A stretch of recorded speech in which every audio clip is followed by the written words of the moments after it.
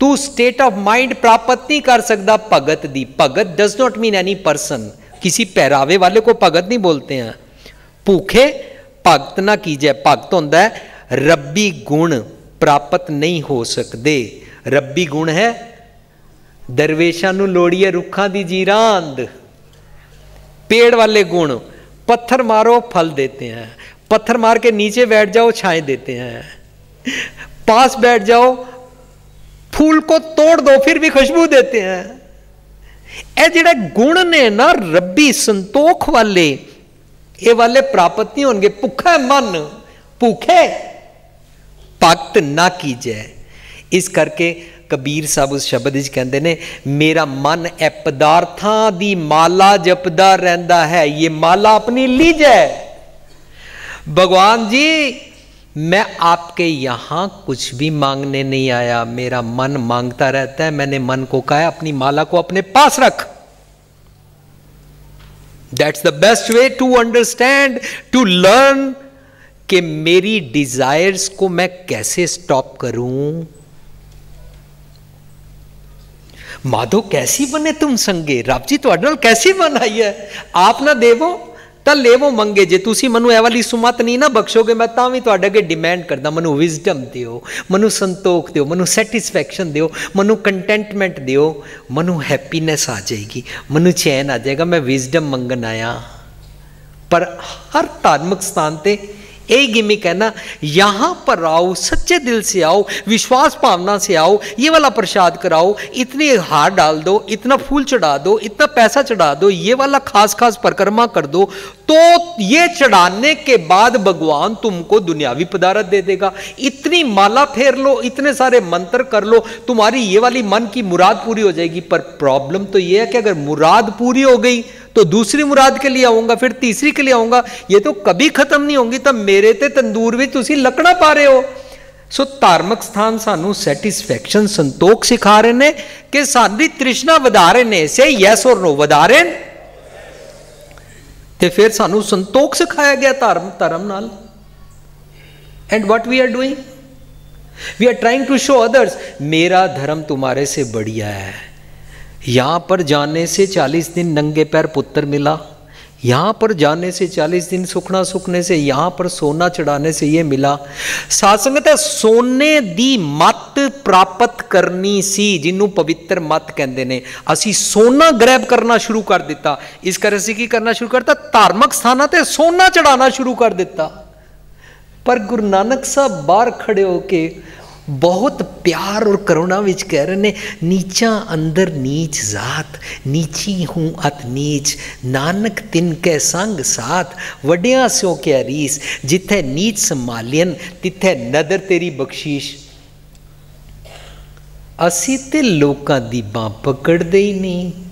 असी तो उन्होंने शूदर कह रहे हैं, उन्होंने दलित कह रहे हैं, उन्होंने चूड़ा कह रहे हैं, उन्होंने अछूत कह रहे हैं, उन्होंने पापा कह रहे हैं, उन्होंने जट कह रहे हैं, उन्होंने अरोड़ा कह रहे हैं, उन्होंने खतरी कह रहे हैं, किसी को उच्च जात वाला, किसी को नीवी जात वाला कर रहे हैं।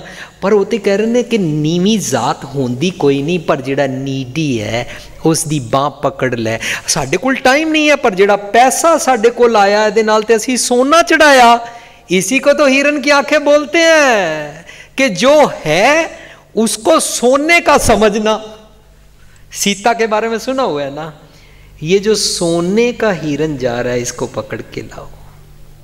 साध संगत, ओ सीता दा रामलीला दे थ्रू दुनिया नू ये मैसेज है कि जदों ये अखां किसी चीज़ नू प्राप्त करना चाहदियां, उसका असल सीन नहीं देखदियां, उन्हों सोने दा समझ लैंदियां, उन्हों पकड़ के अपने पोजेशन विच लेना चाहती हैं।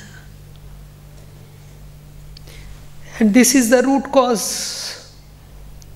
सो without wisdom ear makes dear blind, साडा अज दा श्लोक जिथों के असी अज हुणे हाफ टाइम करना है, उन्होंने निंद्रावले नैण कहते हैं। मैं सिंपल जी तुहाडे नाल गल साझ करके हाफ टाइम करना चाहांगा। हिरन नूं तुसीं देखिया होना, हिरन बहुत चंट जानवर है, पर किसी सुंदर स्त्री दी उपमा कविता और नावल विच करनी होवे ना, तक कहते ने तेरी आंखें हिरनी जैसी। हिरनी जैसी आँखें की होंदियां, हिरन दियां अखां देखो ना तुसी जियोग्राफिकल वर्ल्ड विच पढ़ के देखो तो उहदियां अखां ना साडे नालों ज़्यादा इंज वड्डियां बनियां होंदियां।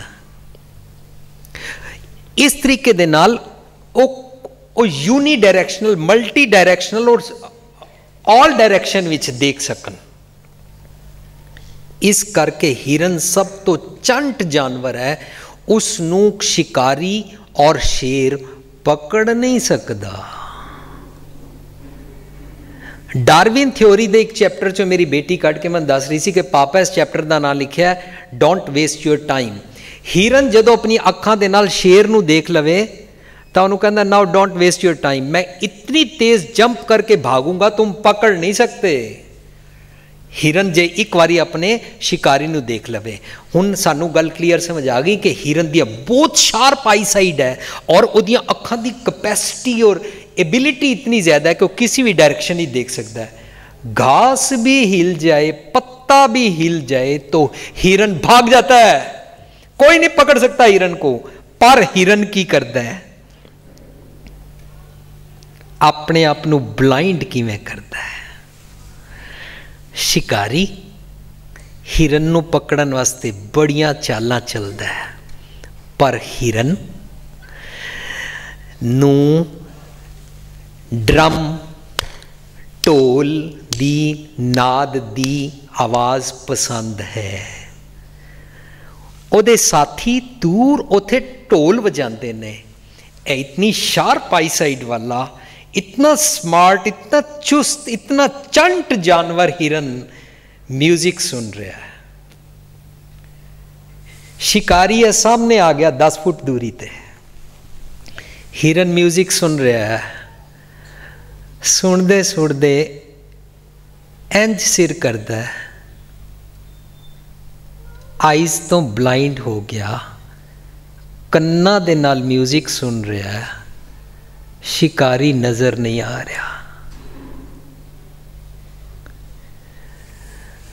सन्मुख सहबान रे, मृग अर्पै मन तन प्राण रे, ओ बेद्यो सहज स्रोत। बड़े ध्यान नाल ड्रम दी म्यूजिक नू, नाद नू सुन रहा है। अखां बंद हो गईयां, खुलियां ने, शिकारी नजर नहीं आ रहा। शिकारी ने तीर कमान भी खिंचा, हिरन नू मारिया और हिरन खड़ा खड़ा मर गया। डियर ब्लाइंड हो गया। Ear makes dear blind. सुनिया कन्ना ने, अखां दी शक्ति चली गई। साध संगत इसनू कहंदे ने निंद्रावले नैण। ये निंद्रावले नैण दा असी श्लोक पढ़िया सी फरीदा रात कथूरी वंडीए। इत्थों असी अपना सैकेंड हाफ शुरू करांगे। इत्थे जिहड़े सज्जन आए ने, जितने भी अपना कीमती समा कट के मानयोग लाली जी समेत अते डॉक्टर ज्ञान सिंह जी समेत डॉक्टर मिस्टर लाली जी दे नाल उन्हां दे नाल एक होर डॉक्टर साहब आए ने, मैं सारिਆਂ ਦਾ ਧੰਨਵਾਦੀ ਹਾਂ। ਤੁਹਾਡੇ ਚੋਂ जिन्हां ਨੂੰ बहुत ਜ਼ਰੂਰੀ ਕੰਮ ਹੋਏਗਾ ਉਹ शायद हाफ टाइम तो बाद जाना चाहणगे तो मैं ਤੁਹਾਡੇ ਦਿੱਤੇ ਸਮੇਂ ਦਾ ਧੰਨਵਾਦੀ ਹਾਂ। पर हाफ टाइम तो बाद ਅਸੀਂ ਸਿੱਖਾਂਗੇ कि इस प्रॉब्लम ਨੂੰ दूर किवें करिए, संतोखी किवें बणीए, हाउ टू अचीव दैट, उस शब्द नहीं समझांगे। इत्थे मैं खिमा दा जाचक हाँ, मिंदरपाल सिंह जी नूं बेनती करांगा कि तुसी सहज ते संतोख सीख रहे हो, बड़े सबर दे नाल इन्हां दी अनाउंसमेंट सुनो, तो उस तो बाद असी कंटिन्यू करांगे। इत्थे इकट्ठे होए हाँ, एक बड़ा ही कीमती मैसेज गुरु ग्रंथ साहिब जी का वीर जी सानू समझा रहे हैं संतोख, असी संतोखी किवें बणीए। मैं वीर जी ने पिछले 3-4 सालों तो सुन रहा करीबन, पर पिछले 6 महीने तो मैं regularly I am visiting the programs held by LT अलग अलग थावां ते इंडिया भी। तो even I am planning next to go abroad with Veer ji, Australia seminar है वीर जी का। तो लिविंग ट्रेजर जाके सब तो पहले असी सीखिए कि इसका मकसद की है लिविंग ट्रेजर का, कि what for living treasure is there. साड़ी जिंदगी अंदर किस तरह सानू सहाय हो रही है लिविंग ट्रेजर। असी बचपन तो लफ्ज़ सुनते आ रहे हैं कि मन नीवा मत उच्ची, वंड छकना, तो ऐसे तरह बिना वितकरे तो दूजिया नू प्यार करना, तो ब्लिसफुल लिविंग, तो बड़े सोहने सोहने शब्द असी बचपन तो सुनते आ रहे हैं, पर सही मायने जिसनू जी नहीं पा रहे सी। ਪਰ ਜਦੋਂ ਵੀਰ ਜੀ ਨੂੰ